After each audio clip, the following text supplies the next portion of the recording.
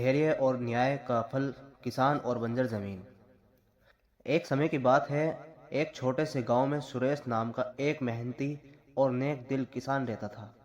उसके पास गांव के किनारे की एक छोटी सी जमीन थी जो सूखी और बंजर थी।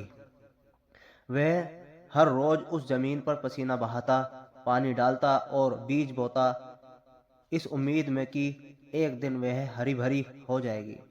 इस उम्मीद में कि एक दिन वह हरी भरी हो जाएगी। गांव के दूसरे किसान, जिनकी जमीनें पहले से ही उपजाऊ थी, सुरेश को देखकर अक्सर हंसते और उसका मजाक उड़ाते थे। देखो, उस मूर्ख सुरेश को बंजर जमीन पर समय बर्बाद कर रहा है। क्या तमाशा है, यह जमीन कभी कुछ नहीं देंगी, क्यों न वह कोई आसान काम करे। वे अपने खेतों की शानदार फसलें दिखाते और सुरेश के संघर्ष को मनोरंजन का साधन बनाते थे। सुरेश यह सब सुनता लेकिन कभी निराश नहीं होता। वह जानता था कि उसकी जमीन में संभावना है और उसे बस धैर्य के साथ काम करते रहना है। सुरेश ने उन आवाज़ों पर ध्यान देने के बजाय मिट्टी की गुणवत्ता सुधारने के लिए नए तरीके सीखे। दूर दराज से खाद और जैविक पदार्थ लाया और हर दिन लगन से काम किया। उसने उसने मन में ठान लिया था कि जब तक वह सफल नहीं होगा तब तक रुकेगा नहीं। साल बीत गए। एक भयानक सूखा पड़ा जिसने पूरे क्षेत्र को अपनी चपेट में ले लिया। गांव के वे किसान जो सुरेश का मजाक उड़ाते थे, उनकी जमीनें जो केवल एक ही प्रकार की फसल उगाने पर निर्भर थी, पूरी तरह सूख गई। उनका अहंकार और मजाक अब उनकी अपनी बर्बादी का तमाशा बन गया था। लेकिन सुरेश की जमीन के साथ एक चमत्कार हुआ। वर्षों की मेहनत, विभिन्न प्रकार के बीजों और मिट्टी की देखभाल के कारण उसकी जमीन ने सूखे का सामना करने की एक क्षमता विकसित कर ली थी।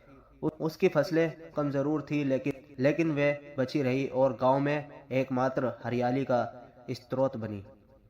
जब सूखे के कारण चारों तरफ हाहाकार मचा, तो वही लोग जो कभी सुरेश का तमाशा देखते थे, अब मदद के लिए उसके पास आए।